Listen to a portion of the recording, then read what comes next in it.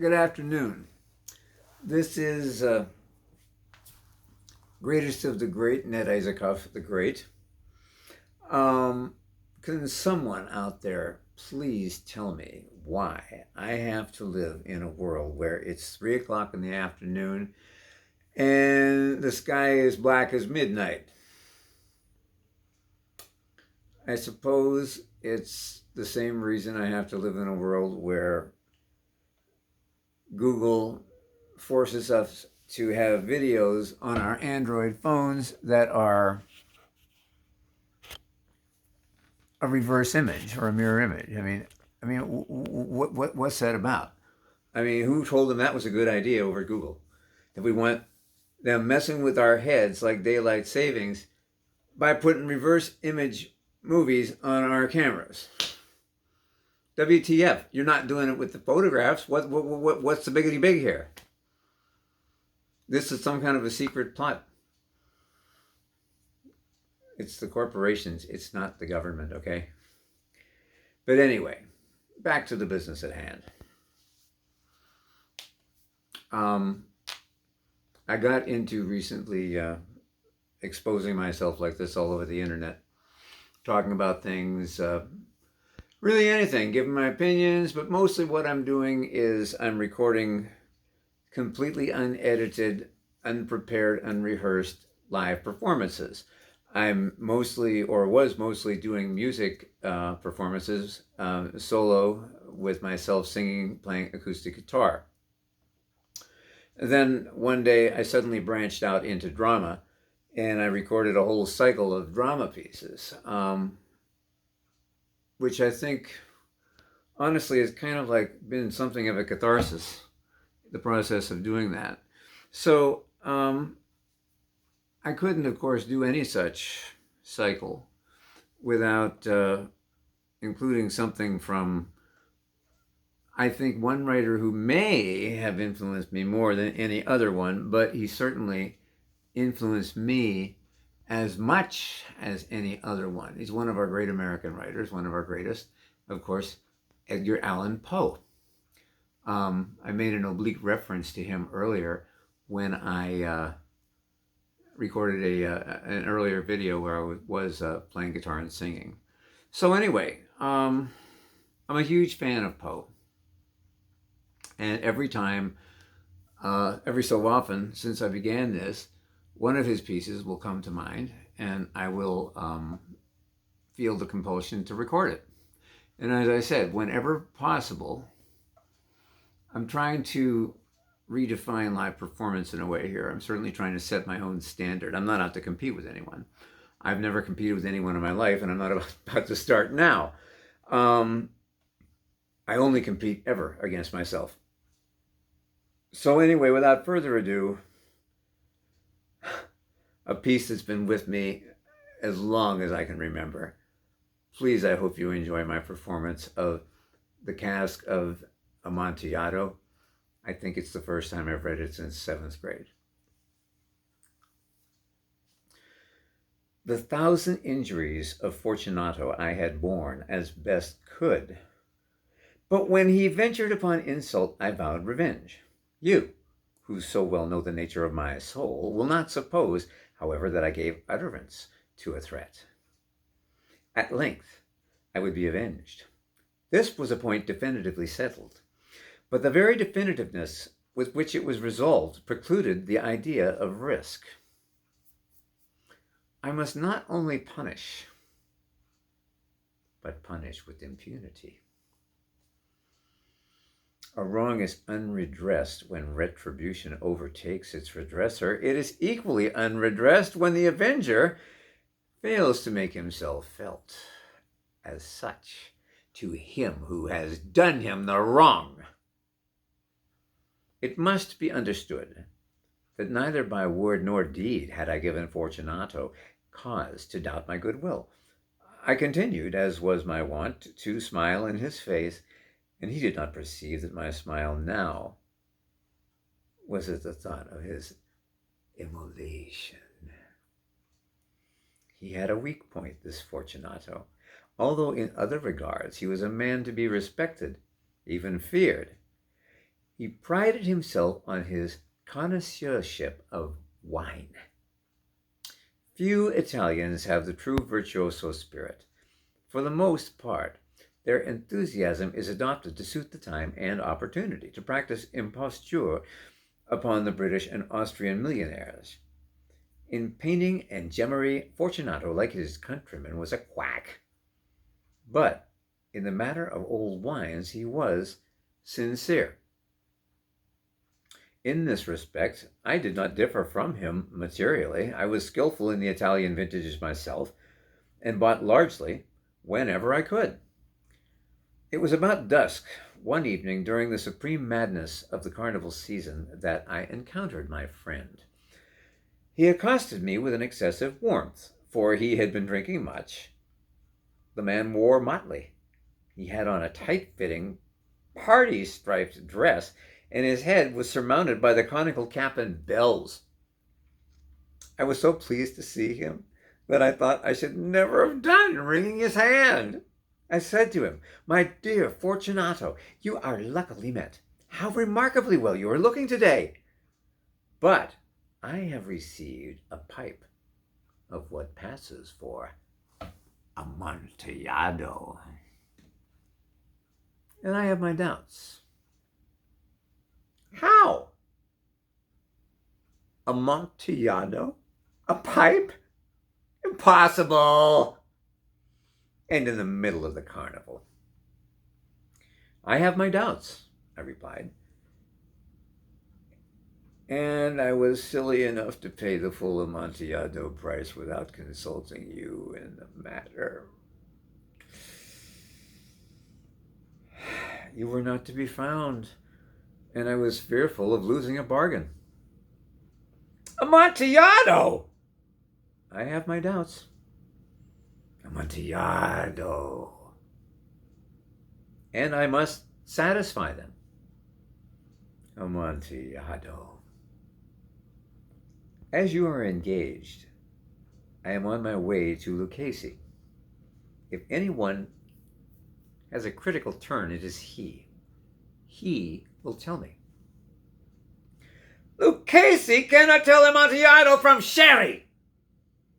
"And yet some fools will have it that his taste is a match for your own. Come, let us go." "Whither?" "To your vaults." "My friend, no, I will not impose upon your good nature. I perceive you have an engagement. Lucchese." "I have no engagement. Come." "My friend, no, it is not the engagement, but the severe cold with which I perceive you are afflicted. The vaults are insufferably damp." "They are encrusted with nitre."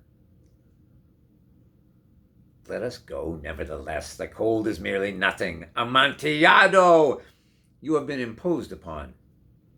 And as for Lucchese, he cannot distinguish sherry from Amontillado." Thus speaking, Fortunato possessed himself of my arm. Putting on a mask of black silk and drawing a roquelaire closely about my person, I suffered him to hurry me to my palazzo. There were no attendants at home. They had absconded to make merry in the hour of the time. I had told them that I should not return until the morning, and had given them explicit orders not to stir from the house. These orders were sufficient, I well knew, to ensure their immediate disappearance once and all, as soon as my back was turned. I took from their sconces 2 flambeaux, and giving one to Fortunato, bowed him through several suites of rooms to the archway that led into the vaults. I passed down a long and winding staircase, requesting him to be cautious as he followed. We came at length to the foot of the descent, and stood together on the damp ground of the catacombs of the Montresors. The gait of my friend was unsteady, and the bells upon his cap jingled as he strode. "The pipe," said he. "It is farther on," said I, "but observe the white webwork which gleams from these cavern walls." He turned towards me, and looked into my eyes with 2 filmy orbs that distilled the rheum of intoxication. "Nitre?" he asked at length. "Nitre," I replied. How long have you had that cough?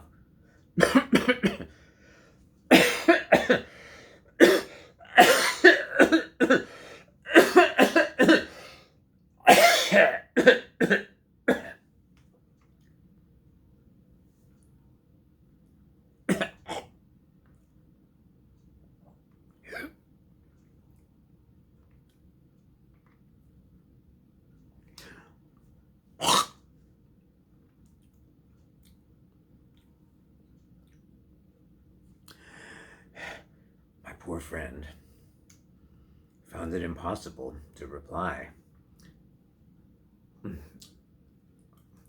For many minutes. It is nothing, he said at last. Come, I said with decision. We will go back. Your health is precious. You are rich, respected, admired, beloved. You are happy, as I once was. You are a man to be missed. For me, it is no matter. We will go back. You will be ill, and I cannot be responsible. Besides, there is Lucchese. Enough, he said. The cough is a mere nothing. It will not kill me. I shall not die of a cough. True, I replied. And indeed, I had no intention of alarming you unnecessarily, but you should use all proper caution. A draught of this Medoc will defend us from the damps. Here I knocked off the neck of a bottle which I drew from a long row of its fellows that lay upon the mold. Drink, I said, presenting him the wine. He raised it to his lips with a leer. He paused and nodded to me familiarly while his bells jingled. I drink, he said, to the buried that repose around us. And I to your long life. He again took my arm, and we proceeded. These vaults, he said, are extensive.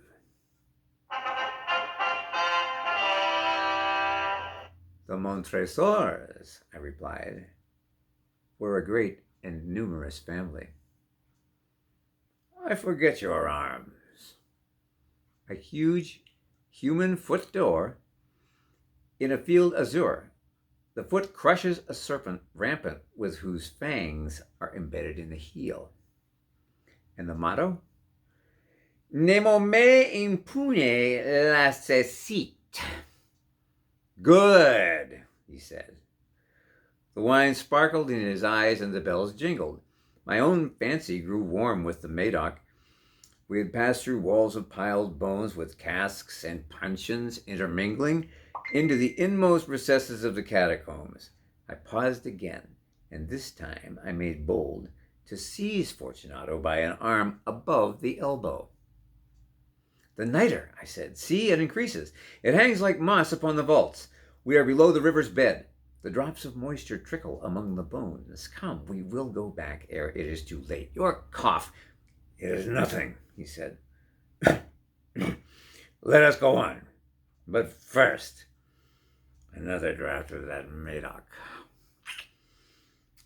I broke and reached him a flagon of de Grave. He emptied it at a breath. His eyes flashed with a fierce light. He laughed, threw the bottle upwards with a gesticulation I did not understand. I looked at him in surprise. He repeated the movement, a grotesque one. You do not comprehend? He said. Not I replied. Then you are not of the Brotherhood. How? You are not of the Masons. Yes, I said. Yes. You? Impossible. A Mason. A Mason, I replied. A sign, he said. You jest, he exclaimed, recoiling a few paces. But let us proceed to the Amontillado. Be it so, I said. We continued our search of the Amontillado. We had passed through a range of low arches, descended, passed on, and descending again, arrived at a deep crypt in which the foulness of the air caused our flambeau rather to glow than flame. At the most remote end of the crypt there appeared another, less spacious. Its walls had been lined with human remains, piled to the vault overhead in the fashion of the great catacombs of Paris. 3 sides of this interior crypt were still ornamented in this manner. From the 4th, the bones had been thrown down and lay promiscuously upon the earth, forming at one point a mound of some size. Within the wall thus exposed by the displacing of the bones, we perceived a still interior recess, in depth about 4 feet, in width 3, in height 6 or 7. It seemed to have been constructed for no especial use within itself, but merely formed the interval between 2 of the colossal supports of the roof of the catacombs, and was backed by one of their circumscribing walls of solid granite. It was in vain that Fortunato, uplifting his dull torch, endeavored to pry into the depths of the recess. Its termination the feeble light did not enable us to see. Proceed, I said. Herein is the Amontillado. As for Lucchese, he is an ignoramus, interrupted my friend, as he stepped unsteadily forward, while I followed immediately at his heels. In an instant he had reached the extremity of the niche, and finding his progress arrested by the rocks, stood stupidly bewildered. A moment more, and I had him fettered to the granite. In its surface were 2 iron staples, distant from each other about 2 feet horizontally. From one of these depended a short chain, from the other a padlock. Throwing the links about his waist, it was but the work of a few seconds to secure it. He was too much astounded to resist. Withdrawing the key, I stepped back from the recess. Pass your hand, I said, over the wall. You cannot help feeling the nitre. Indeed, it is very damp. Once more, let me implore you to return. No? Then I will positively leave you. But I must first render you all the little attentions in my power. The Amontillado! Ejaculated my friend, not yet recovered from his astonishment. True, I replied, the Amontillado! As I said these words, I busied myself among the pile of bones of which I have before spoken. Throwing them aside, I soon uncovered a quantity of building stone and mortar. With these materials, and with the aid of my trowel, I began vigorously to wall up the entrance of the niche. I had scarcely laid the first tier of my masonry when I discovered that the intoxication of Fortunato had in great measure worn off. The earliest indication I had of this was a low moaning cry from the recess of the darkness. It was not the cry of a drunken man.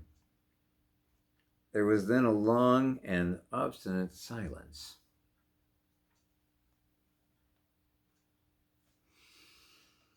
I laid the second tier, and the third, and the fourth, and then I heard the furious vibrations of the chain. Ooh, the noise lasted for several minutes, during which, that I might hearken to it with the more satisfaction, I ceased upon my labors and sat down upon the bones. When at last the clanking subsided, I resumed the trowel, and finished, without interruption, the 5th, the 6th, and the 7th tier. The wall was now nearly upon a level with my breast. I again paused, and holding the flambeau over the mason work, threw a few feeble rays upon the figure within. A succession of loud and shrill screams, bursting suddenly from the throat of the chained form, seemed to thrust me violently back. For a brief moment, I hesitated.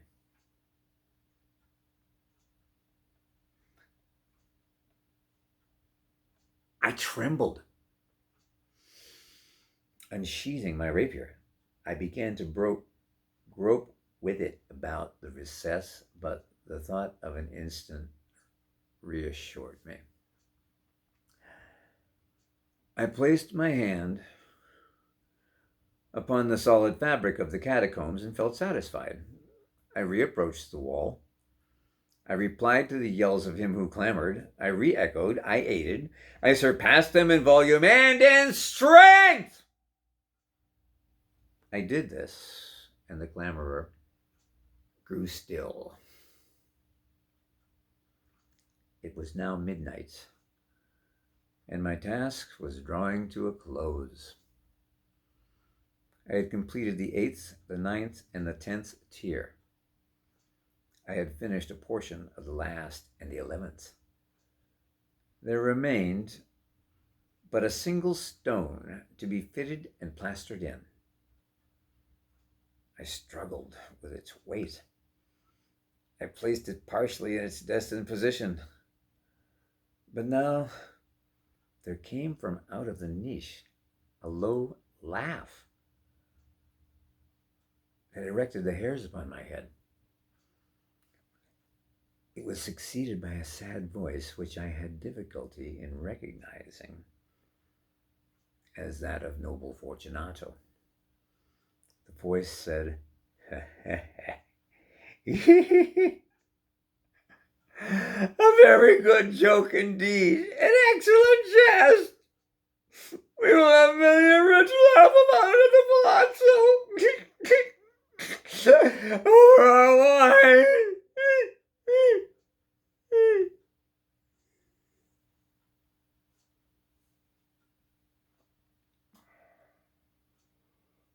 "The Amontillado," I said.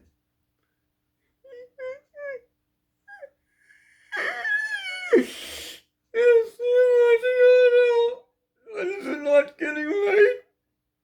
Will they not be waiting for us at the palazzo? Lady Fortunato and the rest, let us be gone." "Yes," I said, "let us be gone." "For the love of God, Montresor." "Yes," I said, "for the love of God." But to these words I hearkened in vain for a reply. I grew impatient. I called aloud, "Fortunato!" No answer. I called again, "Fortunato! Fortunato!" No answer still. I thrust a torch through the remaining aperture and let it fall within. There came forth in return only a jingling of the bells. My heart grew sick on account of the dampness of the catacombs. I hastened to make an end of my labor. I forced the last stone into its position. I plastered it up. Against this new masonry, I re-erected the old rampart of bones. For the half of a century, no mortal has disturbed them. In pace requiescat.